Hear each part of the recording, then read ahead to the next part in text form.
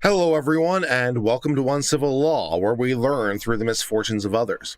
As always, I hope you'll enjoy this legal education content, and today will be the day I earn that subscription. For today's coverage, we are covering a puff piece that is going to rehabilitate Wesley Hawkins. Wesley Hawkins, as you may or may not know, has been the focus of some of the confirmation hearing relating to our newest Supreme Court judge nominee, Judge Brown Jackson. Judge Jackson was the sentencing judge with respect to Mr. Wesley Keith Hawkins. Mr. Hawkins, who had just after his 18th birthday been discovered with many, many different images and videos relating to certain prurient and even violently prurient acts involving children, including some 8-year-olds, who apparently, at least according to some of the testimony that was offered, is a peer of Mr. Hawkins at 18. The 8-year-old. He's a peer. So it's not that big a deal. Anywho, he was found in possession of several images and videos of prurient and violently prurient acts involving children. And he was facing some serious time in jail. The sentencing guidelines recommended a sentence starting at 97 months. The U.S. prosecutor suggested a sentence of 24 months. That's a pretty steep discount from 97, isn't it? 24 is a pretty steep discount from 97, but not as steep as the judge wanted to go, who went with the number of 3. 3 out of 97. So a 96% reduction in the sentence vis-a-vis the guidelines for the 18-year-old in the possession of the videos and images of prurient and violently prurient images involving children. This has been a point of some contention at the hearings where some senators have suggested that they don't quite themselves quite understand this.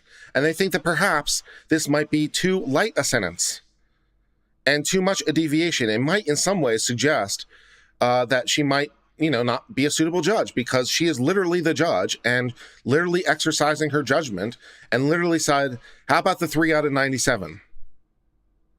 Okay.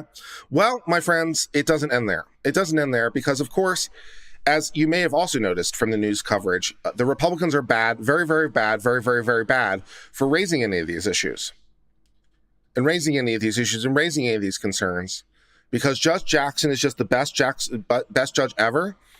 And her sentences are not to be questioned. And if you do, it makes you a sexist, which I'm not sure how that's 100% possible, to be honest.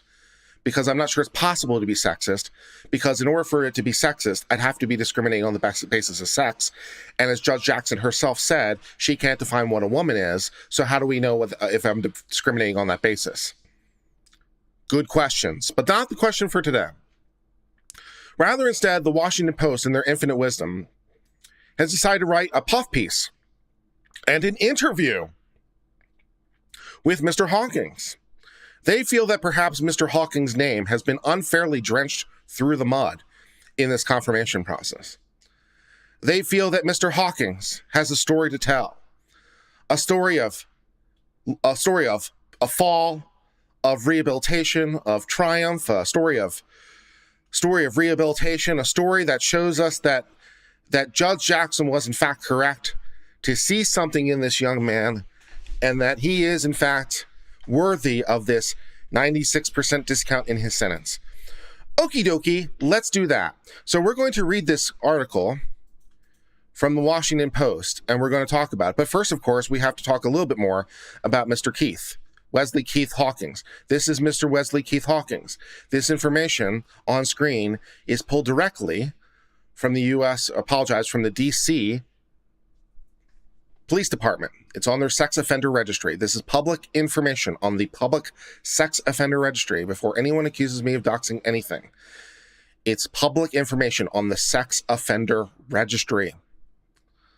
I will, of course, note as the police department themselves do, that this information is not to be used in any way to harass anyone or to harm anyone or to otherwise, commit any sort of crimes or violence against anyone, right?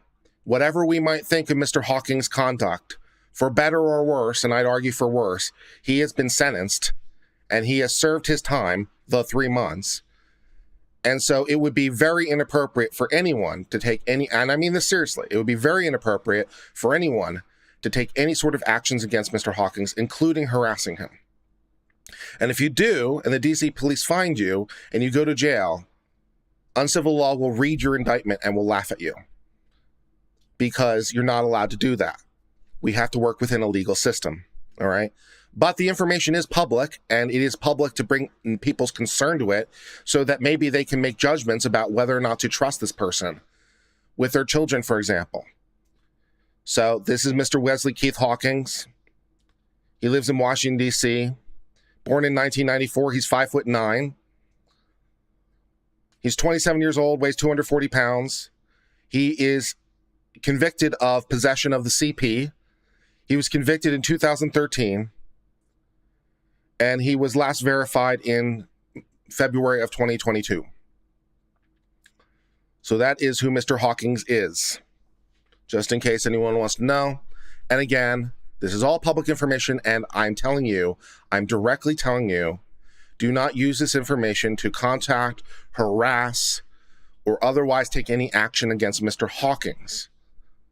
He has, for better or worse, served his time for his penalty. So don't do it. And if you do, you're violating the law. And if you get busted and you go to jail, I will mock you. Great. Now we've talked a little bit about Mr. Hawkins. Let's cover the puff piece from the Washington Post. Now, I apologize a little bit for the formatting of this, by the way, because I couldn't really cleanly print it to PDF, and I had to play with it. And so it's a little bit cropped, but this is the best we could do. But this is from the Washington Post. And here is what it says. First, let's see if we can get the title. Wesley Hawkins' talk at the Jackson hearing describes his sentence, I guess is the title of this thing. Wesley Hawkins heard a few weeks ago that a black woman had been nominated to the Supreme Court and wondered why her name, Jackson, I can't pronounce her first name, and I apologize. That's my fault. Why her name, Judge Jackson, sounds so familiar. Then he saw her picture and knew. Jackson was the judge who had sentenced him for possession of the CP 9 years earlier when he was a teenager. Hawkins, now 27, gave the matter little additional thought. But in recent days, unbeknownst to him, Hawkins' 2013 sentencing became central to the partisan battle over confirming Jackson to the high court. Looking for full employment, Hawkins this week repeatedly crisscrossed a neighborhood in view of the U.S. Capitol in his hunt, unaware that inside, members of Congress were talking at length about him and his case in national televised hearings. What a poor, poor guy, man. He didn't know that his case was being openly discussed in Congress. Didn't know that. He's just being taken advantage of. Poor, poor guy.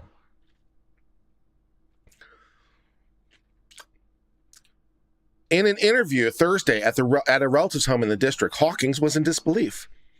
My case, he asked a Washington Post reporter. They're talking about my case? Soon, he was watching YouTube clips, his mouth agape. After his release, Hawkins said he worked for a few years in retail before being laid off. He has since gotten by on temporary jobs. He has also completed a number of training programs, including, perhaps most disturbingly, certification as an IT worker. The guy with the CP on his computer. Getting training in the IT doesn't raise any kind of concerns.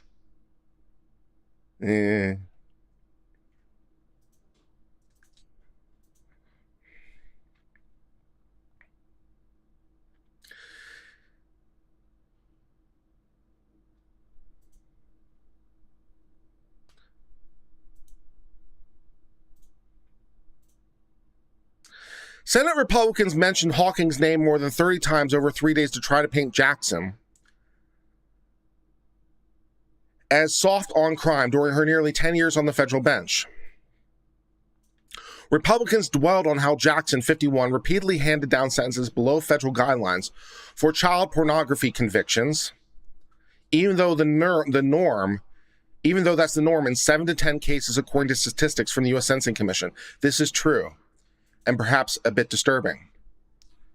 70% of the time nationwide and 80% of the time in the DC district, judges give downward departures from the sentencing recommendations. 70% of the time they give downward departures from the sentencing recommendations. 80% of the time in DC with downward departures. So, at least as to that aspect, Judge Jackson is not unique. Now, to say that they all gave downward departures is not to say they all gave equally significant downward departures. So I don't know whether or not she's significant in that respect. So it might be the case that her downward departures are beyond the norm in terms of their scope. But in terms of their fact of existence, not so much.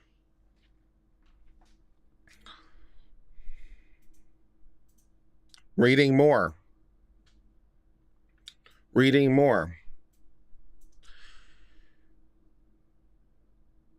Senate Republicans mentioned Hawkins' name more than 30 times over 3 days to try to paint Jackson as dangerously soft on crime during her 10 years on the federal bench. Well, it was a 96% reduction vis-a-vis the sentencing recommendation. Republicans dwelled, oh, did they? We dwelled, okay, on how Jackson, who is 51, repeatedly handed down sentences below federal guidelines for child pornography convictions, even though that is the norm. Republicans argued that the Hawkins case, they had found a particularly egregious example. 96%. Jackson imposed a 3-month sentence for Hawkins for a plea of guilty offense. You can get more than that almost for speeding a ticket. You sure can. Particularly if you're in Virginia, which is vindictive as shit. But yeah, depending on how fast you're going, yes, you might be able to get more than that for a speeding ticket. That is definitely a possible thing.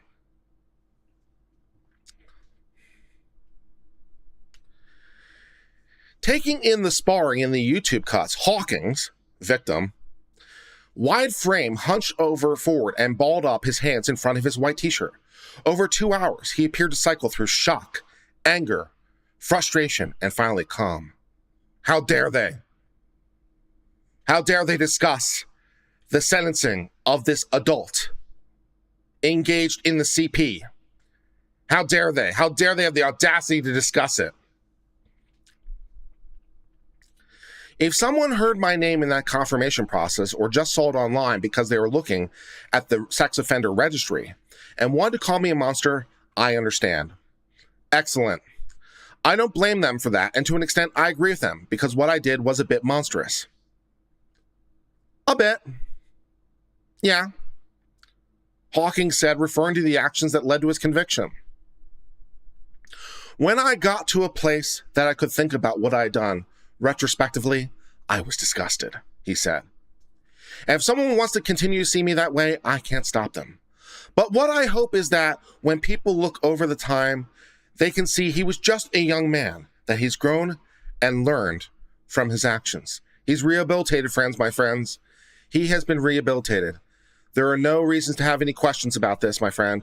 One of the goals of prisons or sentencing in general is rehabilitation. That is, in fact, one of the goals. Along with retribution, general deterrence, specific deterrence, and isolation are your major theories of why we prosecute or why we punish people.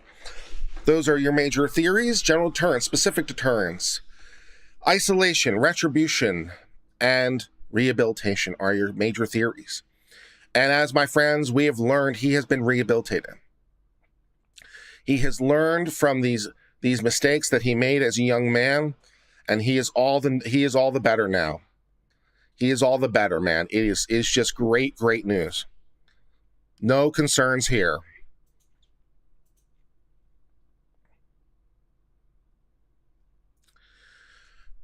Hawkins, just to describe a little bit of what he did, Hawkins was found with 17 videos and 16 images, several depicting prepubescent boys engaged in sexual acts. Yeah, including in one case, at least an 8-year-old. That's, yeah, prepubescent, yeah. Hawkins cooperated with the police, admitted possession, and entered a pre-indictment guilty plea. Well, they had him pretty much dead right, so yeah. He also wrote a letter taking responsibility and expressing remorse. The guidelines that Congress passed, the guidelines call for a sentence of between 8 to 10 years. They recommend a minimum of 97 months. Prosecutors recommended 2 years, given Hawkins' age and lack of criminal record. That's a pretty significant break on 8 years. 2 years is a pretty significant break. A U.S. probation officer recommended 1.5 years. That's even a bigger break. Hawkins' defense attorney asked for just 1 day in jail, but he's supposed to. He's the defense attorney. So, not so much with the 8 to 10 years, not so much with the 2 years, not so much with the 1.5 years. How about the 3 months? How about the 3 months, ma'am?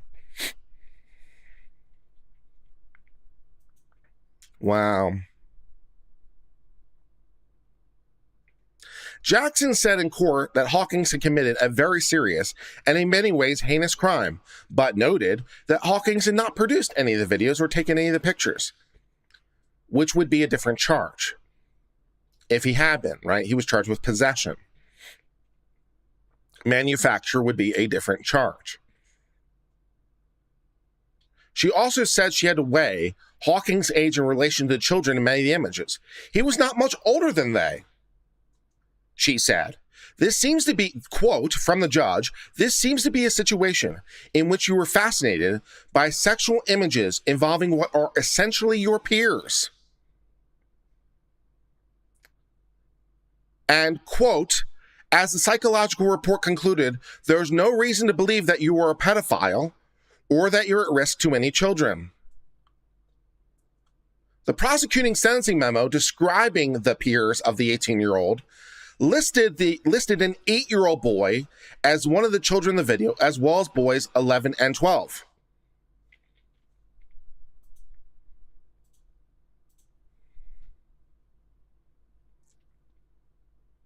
So it's not a big deal.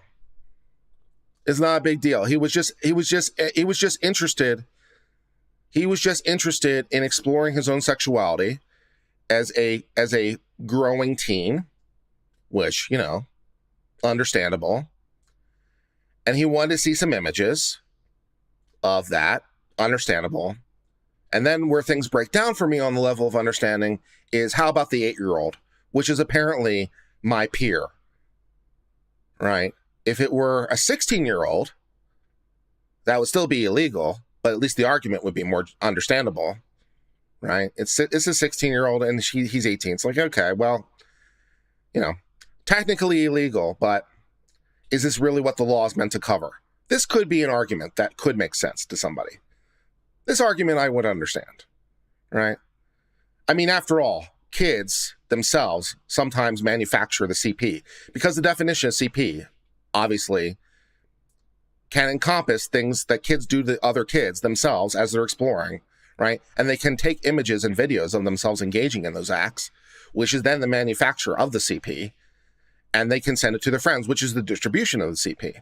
And they can receive it from their friends, which is the possession of the CP. So if this were a situation, for example, where, you know, he and a couple high school friends, they and their boyfriends, girlfriends, as it were, right, in their relative group, were manufacturing CP because they were videoing themselves engaging in fully consensual and also legal acts, right? So the sex itself would be legal, right? We'll assume that for the sake of this argument, the sex would be legal. So if that's the situation and they're engaging in that and they're sharing pictures around, right? Maybe this is a situation the law is not meant to cover. What they do literally reads on the law, but it's not what the law is meant to cover. So maybe this is a case we shouldn't prosecute. Maybe it's a case if we do, we need a significant downward departure because it's not really meant for what the law is meant to encompass. This is an argument I think we can all track, regardless of whether or not we ultimately agree with the conclusion. It's an argument that tracks in sort of a logical sense. These are 16, 17, 18-year-olds. They are peers of each other. They're all engaging in consensual acts with their boyfriends, girlfriends. They're all videotaping it. They're sharing it with each other. This isn't really what the law is meant to encompass. This is an argument I think we can understand. Where it breaks down with me is, once again, the 8-year-old. This is where it breaks down. The 8-year-old and the 10-year-old. This is where the argument breaks down, man. I don't know, man. To say that that's part of the peer group, the 18-year-old who's in 12th grade and the 8-year-old who's in 3rd grade, the 3rd grader and the 12th grader are peers of each other. I don't know, man. That seems like a bit of a hard road to go from, hey, these are 16, 17, 18-year-olds who are all in school together and sharing images of their fully consensual acts, which is the premise of this hypothetical. This fully consensual acts, sharing this with each other. This isn't really what the law's meant to encompass. And going from that to, how about the 10-year-old? I don't know, man. That's a rough logical leap for me. Not sure I can get there on that one. Not sure I can buy that.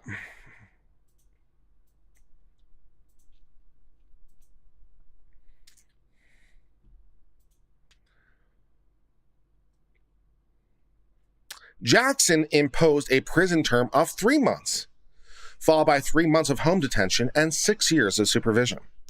Jackson said she viewed it as a just sentence. One would think, right? I mean, she's the one giving it. One that allows you, Mr. Hawkins, to spend enough time in prison to understand and appreciate the consequences of your actions, but not so long that you'll be subject to harm in prison or introduced to incorrigible influences such that you're lost to society forever. How thoughtful. Hawkins was required to register as a sex offender for at least 10 years. He must notify authorities of any change in address, and his updated photo and personal information appears publicly on the registry, which I shared with you because, again, it is public information available by law, so it doesn't qualify as doxing. You can look it up yourself. Just go to DC's sex offender registry and type in his name, and you can pull it yourself. It's publicly available information. He must notify authorities of any change in address, and his updated photo appears on the registry. The stated purpose of the registry is not to punish or stigmatize sex offenders, but rather to provide factual information that will allow adults in this community to make more informed decisions about who they associate with or entrust children to. You know, fair enough. During the confirmation hearing, Republicans singled out Hawkins' sentence as one of the biggest deviations from the federal guidelines. 96%, I mean, yeah. Senator Josh Hawley, who, again, his office was very, very kind to me, by the way. Just want to make a point of this, as long as we're in the middle of this video. I reached out to his office in order to see if I could get a copy of the transcript, and his office spoke with me for 12 minutes, which was a lot of time. And then they called me back, which was amazing, to let me know that this transcript is not publicly available. So I guess it was subpoenaed by the Senate as part of their process, but has not been placed on the public record. But they called me back, man.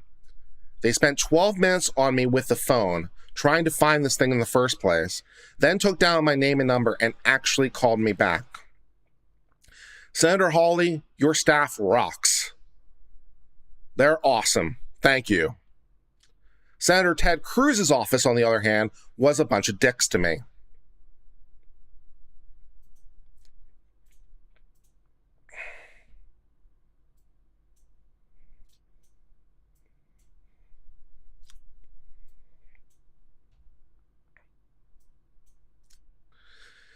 Senator Josh Hawley, whose staff is a rock star, called the sentence a slap on the wrist and repeatedly pressed Jackson to say whether or not she regretted handing down a longer prison term.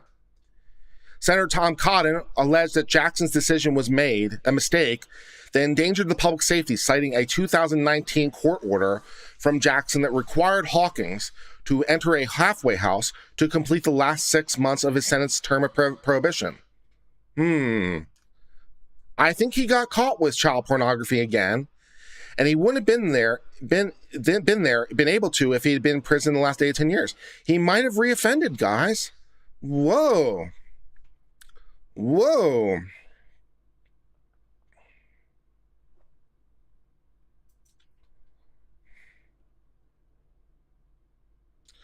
Hawkins acknowledged that he had been in a dark place 6 years after his release from prisons, having lost his job at a retail store. He does not dispute a probation petition, sealed in his case, but described to the Post. And again, how they're able to get these sealed documents, I don't know, but somehow. Then in 2019, he had searched for non-pornographic materials and images of males 13 to 16-year-olds, prompting to be sent him to a non-halfway house. Okay, non-pornographic. Okay, let's go with that.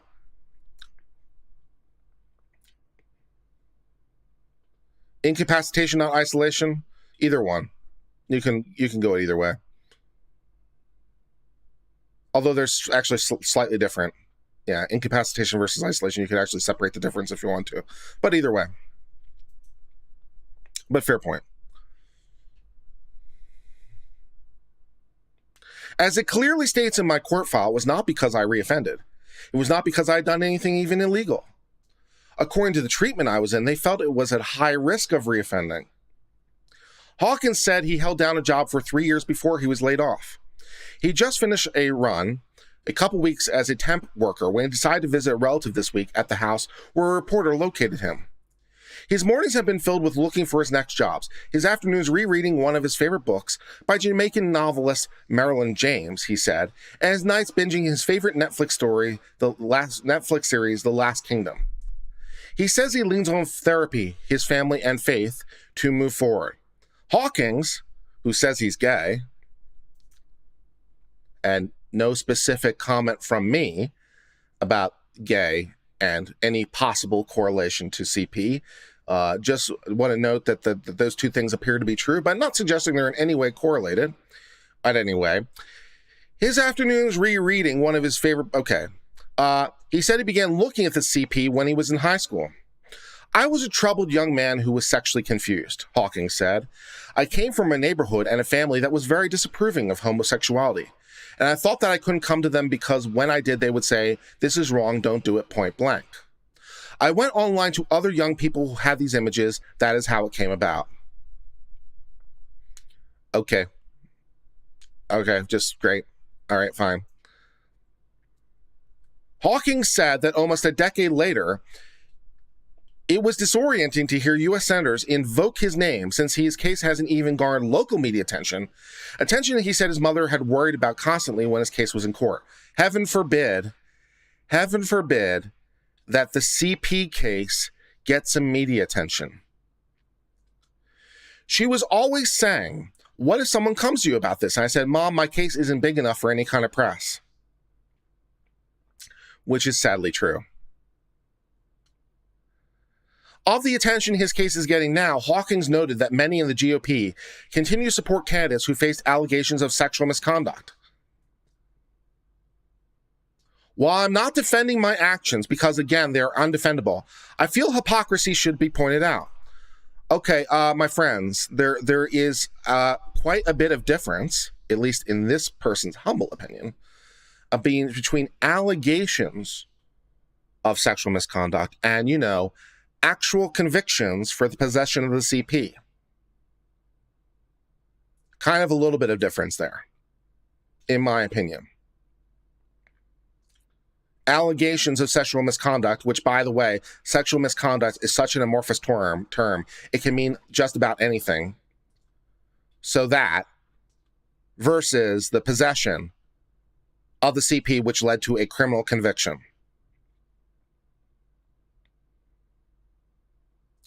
Also, those cases with the allegations, for example, for Kavanaugh, if that's where you're going, were completely unsubstantiated. As we learned during the hearings, completely unsubstantiated. Ford, this purported victim, never told anyone at the time. None of her friends remembered. None of the friends remember being at a party with her. They never remembered this incident happening. No one could verify it. No one could verify it. Even her best friends couldn't verify it. There was no evidence to support it.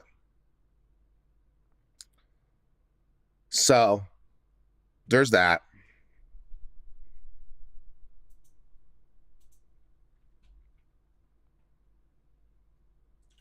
Perhaps the most surprising, Hawkins said, was he found himself feeling sympathy for the judge he had once been angry with for sending him to prison.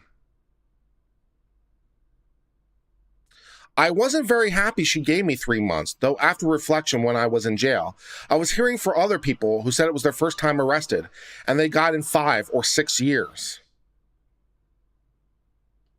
I felt that she chose to take into consideration the fact that I was just getting started in life, and she knew that it was going to hold me back for years to come regardless, so she didn't really want to add on to that.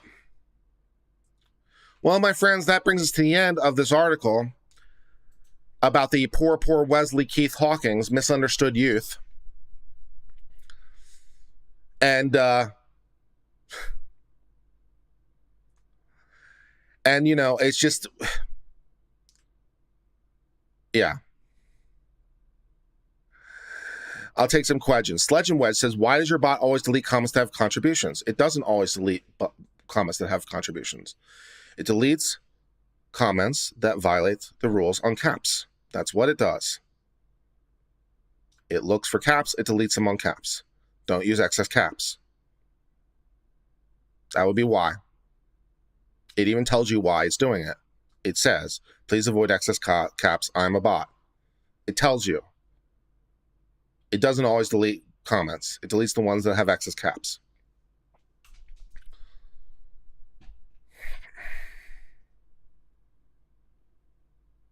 See if there's any other comments. Internet commentator said, you made a small mistake. You said isolation, not incapacitation.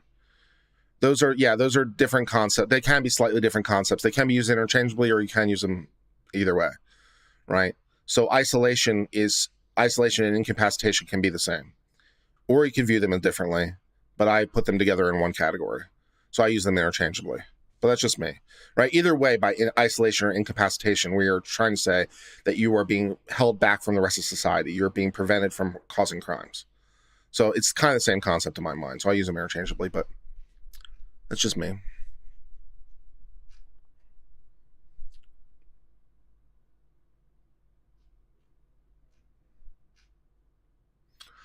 Sledge and Wedge says they recommend a minimum of 180 grains of lead. I mean, yeah. That's fine. Max says, what is your stance on mental institutions in general and the removal of them by Ronald Reagan? I think it was a massive mistake. I think we did ourselves a critical disservice by removing mental health treatments. I think it was a massive mistake in retrospect. $5 from Sledge and Wedge. There's no excuse for light sentencing when the victim is a child, in my humble opinion. Purient child abuse should have a minimum mandatory of death. That's a lot, but you're entitled to your opinion.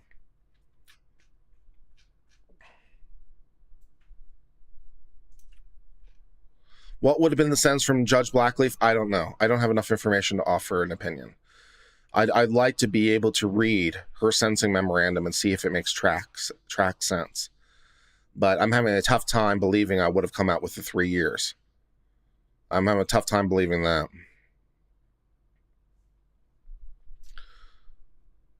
What are the rules? The rules just to avoid excess caps, right? It just tells everyone when they use excess caps. No shouting, right? That's a rule. And it's a 30-second timeout. It's not meant to be punitive. It's just a 30-second timeout to let you guys know the rule. It's just, you know, it informs you of the rule. Avoid excess capitalization. Do I think mental institutions would have been abused in this era of crazy politics? Can't say. Anyone who tests the bot will get a longer timeout from me manually. How about that? Stop. It's my rule. Stop.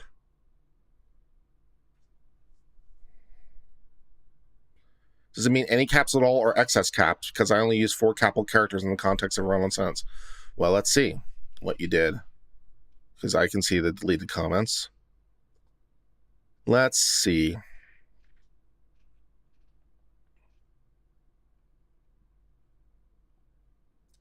Let's go back. Let's go back. Let's go back. See if we can find the comments.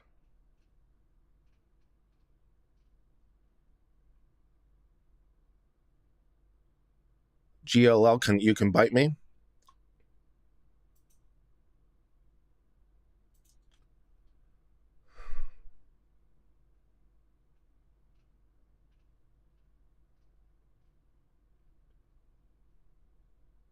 I am trying to find the comment. I don't see it in the list.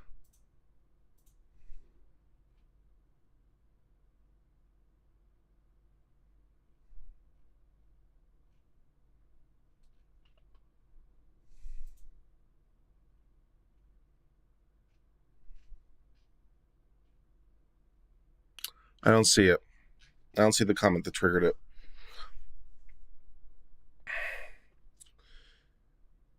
I'm interested in looking at magistrate court rulings to determine the frequency of felons getting minor judgments, believing this to be soft on crime approach. Where would be a good information to look for this? Pacer? Pacer would be a good place to look for it. You can do advanced searching based on the cases that you're looking for and the court you're looking for, and that's a good way to do research. Yeah.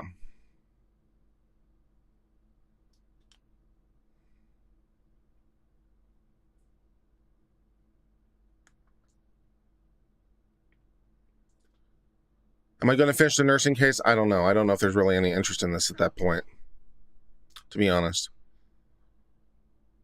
Probably not, to be honest. Probably won't finish it. There's no point. I thought we'd have more time, and we didn't. The jury came back. There's no reason. No one's following it anymore. What's the nurse case? It was Redonda Vaught. We've been covering it on my channel a little bit for the past couple days. She is not an angel of death, no.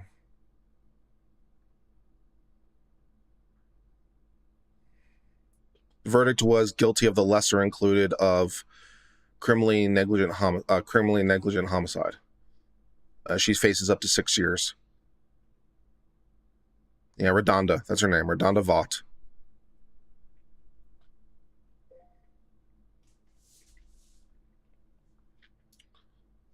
Don't talk to police is always good an idea, yeah. Am I a pineapple pizza kind of guy? Not particularly, no.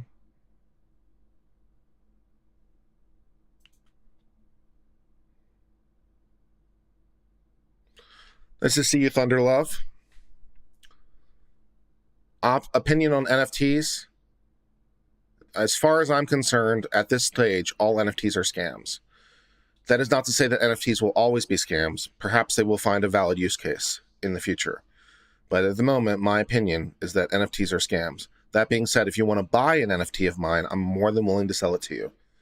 Because if you say, no, NFTs are not scams, Kurt, you're out of your mind, I'll be like, okay, fine. I will sell you an NFT. Since you think they have value, and I've told you my opinion that they don't have value, but if you think they have value, I'm more than happy to sell you one. Right? Because we just disagree about whether or not it has value or not. So we're disagreeing about the worth of the item. I think it's worthless. You think it has worth. It makes it great for me, right? Because I think it's worthless. Right? And you think it has value. So, hey, great. That's a great contract. I will sell you all the NFT you want. How many NFTs do you want? I'll sell you some NFTs. How many do you want? Do you have NFTs? I could. Sure. I could have NFTs. If you want to buy them, if you want to buy some NFTs, contact me at uncivillawYT@gmail.com. Let me know what kind of NFTs, and let me know how much you want to pay for them. We'll talk. I'll sell you an NFT in this hat. I won't sell you the hat, mind you. I get the hat. But I'll sell you an NFT in the hat for $1,000. How about that?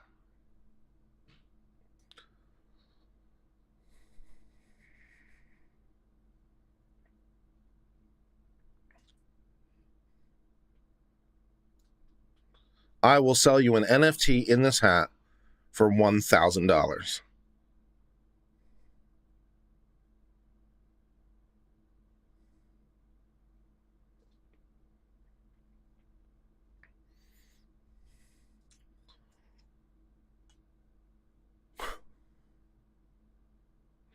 That's a steal, yeah.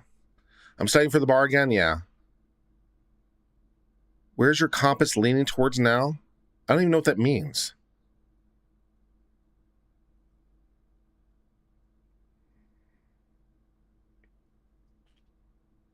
Oh, yes, an NFT of a picture of a hat. There you go. Yeah, there you go. I'll sell you an NFT of a picture of the hat for $1,000. There you go. That works. Who do you make the check out to? You can make it out to Uncivil Law. You can also just send it to me on PayPal, and I'll make you an NFT of a picture of the hat. Oh, political compass. Where am I on political compass? Bottom right. Let's see if I can remember. I'm about 2 or 3 ticks over on the right, and I'm about 2 ticks down, if memory serves, somewhere in that vaguely in that ballpark. Update on the Texas bar. I sent out my information, my stuff to Virginia to get their, certificate of standing, and I'm still in the process of that. I'm doing that. What state do I practice in? None in particular. I'm a patent lawyer. The nature of my license is federal. I have a federal license, but I'm licensed also in Virginia, so I don't really practice in any state, to be honest.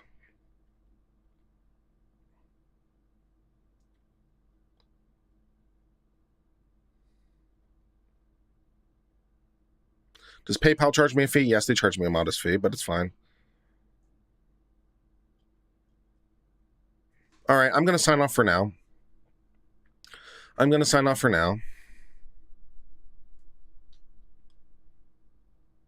If you've enjoyed the stream, please remember, give it a like. If you are not a subscriber, please subscribe. Hit the join button for 99 cents. And until later, my friends, I hope all is well. Cheers and goodbye.